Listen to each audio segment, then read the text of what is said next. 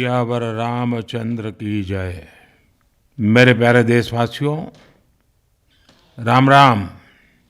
जीवन के कुछ क्षण ईश्वरीय आशीर्वाद की वजह से ही यथार्थ में बदलते हैं। आज हम सभी भारतीयों के लिए, दुनिया भर में फैले राम भक्तों के लिए ऐसा ही पवित्र अवसर है।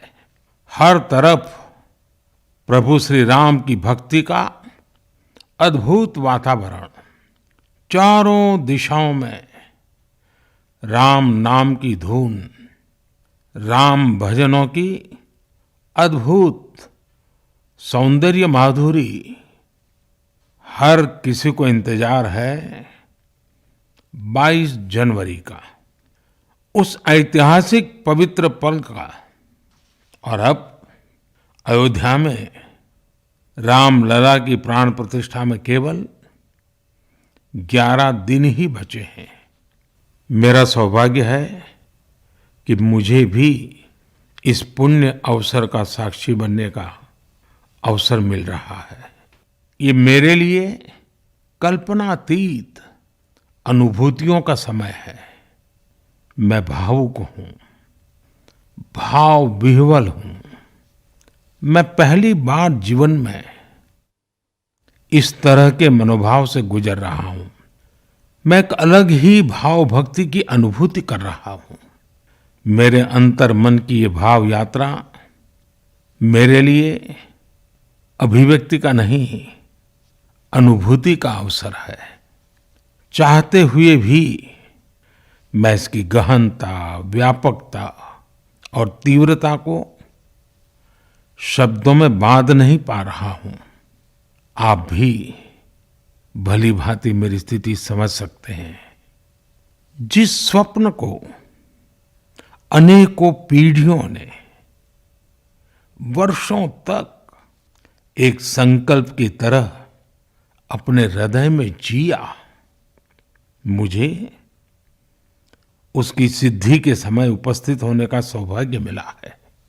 प्रभु ने मुझे सभी भारतवासियों का प्रतिनिधित्व करने का निमित्त बनाया है। निमित्त मात्रम भव सव्यसाचिन। ये एक बहुत बड़ी जिम्मेदारी है। जैसा हमारे शास्त्रों में भी कहा गया है, हमें ईश्वर के यज्ञ के लिए, आराधना के लिए स्वयं में भी दैवीय चेतना जागृत करनी होती है। इसके लिए शास्त्रों में व्रत और कठोर नियम बताए गए हैं, जिन्हें प्राण प्रतिष्ठा से पहले पालन करना होता है। इसलिए आध्यात्मिक यात्रा की कुछ तपस्वी आत्माओं और महापुरुषों से मुझे जो मार्गदर्शन मिला, उन्होंने जो यम नियम सुझाए हैं, उसके अनुसार मैं आज से 11 दिन का विशेष अनुष्ठान आरंभ कर रहा हूं। इस पवित्र अवसर पर मैं परमात्मा के श्री चरणों में प्रार्थना करता हूं, ऋषियों, मुनियों, तपस्वियों का पुण्य स्मरण करता हूं और जनता जनार्दन, जो ईश्वर का रूप है, उनसे प्रार्थना करता हूं कि आप मुझे आशीर्वाद दें, ताकि मन से, वचन से, कर्म से मेरी तरफ से कोई कमी ना रहे। साथियों, मेरा ये सौभाग्य है कि 11 दिन के अपने अनुष्ठान का आरंभ मैं नासिक धाम पंचवटी से कर रहा हूं। पंचवटी वो पावन धरा है जहां प्रभु श्री राम ने काफी समय बिताया था। और आज मेरे लिए एक सुखद संयोग ये भी है कि आज स्वामी विवेकानंद जी की जन्म जयंती है। ये स्वामी विवेकानंद जी तो थे जिन्होंने हजारों वर्षों से आक्रांतित भारत की आत्मा को झकझोरा था। आज वही आत्मविश्वास भव्य राम मंदिर के रूप में हमारी पहचान बनकर सबके सामने है। और सोने पर सुहागा देखिए, आज माता जीजाबाई जी की जन्म जयंती है। माता जीजाबाई जिन्होंने छत्रपति शिवाजी महाराज के रूप में एक महामानव को जन्म दिया था। आज हम अपने भारत को जिस अक्षुण्ण रूप में देख रहे हैं, इसमें माता जीजाबाई जी का बहुत बड़ा योगदान है। और साथियों, जब मैं माता जीजाबाई का पुण्य स्मरण कर रहा हूं तो सहज रूप से मुझे अपनी मां की याद आना बहुत स्वाभाविक है। मेरी मां जीवन के अंत तक माला जपते हुए सीताराम का ही नाम भजा करती थी। साथियों, प्राण प्रतिष्ठा की मंगल घड़ी, चराचर सृष्टि का वो चैतन्य पल, आध्यात्मिक अनुभूति का वो अवसर, गर्भगृह में उस पल क्या कुछ नहीं होगा। साथियों, शरीर के रूप में तो मैं उस पवित्र पल का साक्षी बनूंगा ही, लेकिन मेरे मन में, मेरे हृदय के हर स्पंदन में 140 करोड़ भारतीय मेरे साथ होंगे।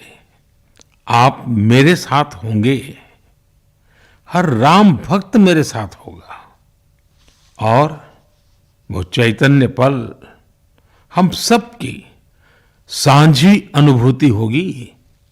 मैं अपने साथ राम मंदिर के लिए अपने जीवन को समर्पित करने वाले अनगिनत व्यक्तित्वों की प्रेरणा लेकर जाऊंगा। त्याग तपस्या की वो मूर्तियां, 500 साल का धैर्य, दीर्घ धैर्य का वो काल, अनगिनत त्याग और तपस्या की घटनाएं, दानियों की, बलिदानियों की गाथाएं, कितने ही लोग हैं जिनके नाम तक कोई नहीं जानता, लेकिन जिनके जीवन का एकमात्र ध्येय रहा है भव्य राम मंदिर का निर्माण। ऐसे असंख्य लोगों की स्मृतियां मेरे साथ होगी।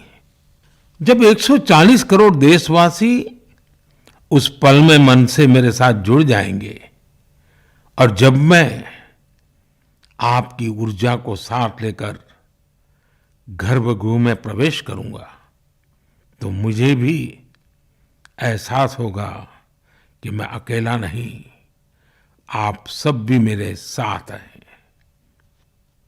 साथियों, ये 11 दिन व्यक्तिगत रूप से मेरे यम नियम तो है ही, लेकिन मेरे भाव विश्व में आप सब समाहित है।